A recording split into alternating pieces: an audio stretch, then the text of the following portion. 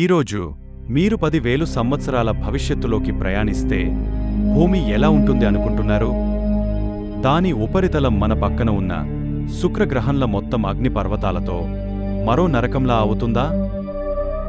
లేదా యురేనస్ గ్రహంలా మొత్తం మంచుతో కప్పబడి ఉంటుందా? మీరు ఇంక భవిష్యత్తులో 10 లక్షల సంవత్సరాలకు మరింత దూరం ప్రయాణించినట్లయితే ఏం జరుగుతుంది? మహాసముద్రాలన్నీ ఆవిరైపోతాయా?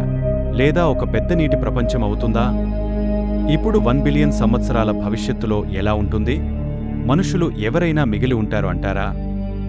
లేదా గెలాక్సీలో ఉన్న వేరే గ్రహాల్లో స్థిరపడి ఉంటారా? మీరు భవిష్యత్తులోకి 1 బిలియన్ సంవత్సరానికి చేరుకున్నప్పుడు మిమ్మల్ని పలకరించడానికి చుట్టూ మనుషులు ఉంటారా? మనం 1 బిలియన్ భవిష్యత్తులో ఉండాలనుకుంటే మనం చాలా వాటిని భరించాలి. కరోనా వైరస్ నుండి బయటపడటానికి మనం ఎంత కష్టపడ్డామో మనం చూశాము. కాబట్టి వాతావరణ మార్పు, అధిక జనాభా, global nuclear war, killer asteroids మరియు తోకచుక్కల సహజ వాయువులు మరియు సూర్యుడు చాలా వేడిగా ఉంటే భరించే శక్తి మనకు ఉందా? సరే, భవిష్యత్తును పరిశీలిద్దాం మరియు తెలుసుకుందాం రండి. 10 మిలియన్ సంవత్సరాలలో తూర్పు ఆఫ్రికాలోని భారీ భాగం విడిపోయి కొత్త సముద్ర బేసింగా ఏర్పడుతుంది. 50 మిలియన్ సంవత్సరాలలో ఆఫ్రికా యురేషియాతో జీకుంటుంది, మధ్యధరా సముద్రాన్ని మూసివేస్తుంది. 2 భూభాగాల మధ్య కొత్త పర్వత శ్రేణి ఏర్పడుతుంది. ఈ పర్వత శ్రేణిలో ఎవరెస్ట్ పర్వతం కంటే ఎత్తైన పర్వతం ఉండవచ్చు. అంతరిక్షంలో మార్స్ దాని చంద్రుడిని జీకుంటుంది. దాని ఫలితంగా సాటర్న్స్ వంటి రింగ్ సిస్టమ్ అభివృద్ధి చెందుతుంది. మన చంద్రుడు కూడా భూమి నుండి చాలా దూరం వెళ్ళిపోతాడు. దానివల్ల భూమి మీద ఎన్నో మార్పులు వస్తాయి. 60 మిలియన్ సంవత్సరాల భవిష్యత్తులో కెనడియన్ మరియు అమెరికన్ రాకీలు పూర్తిగా క్షీణించబడతాయి.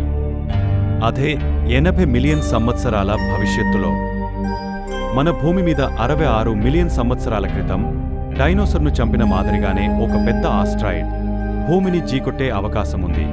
అప్పుడు డైనోసార్స్ ఎలా అంతరించిపోయాయో మన మానవ ప్రపంచం కూడా అంతరించిపోయే అవకాశముంది. మన మానవ జాతి ఎన్ని మిలియన్ సంవత్సరాలు ఉంటుందో పక్కన పెడితే ఇప్పుడు చేసే ప్రపంచ కాలుష్యం కారణంగా ఇంకొన్ని వందల సంవత్సరాలలో సగం జాతే అంతరించిపోయేలా ఉందని వేరే గ్రహాల మీద జీవనం కోసం శాస్త్రవేత్తలు కృషి చేస్తున్నారు. ఏది ఏమైనా మన భూమి మీద బతికినట్టు ఎక్కడ బ్రతకలేం. కాబట్టి మన భూమిని కాపాడుకుంటే ఎంతో మంచిది.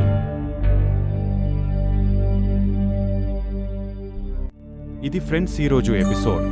రేపు మరో ఎపిసోడ్తో మీ ముందు వస్తాను. సబ్స్క్రైబ్ చేసుకొని లైక్ చేయండి.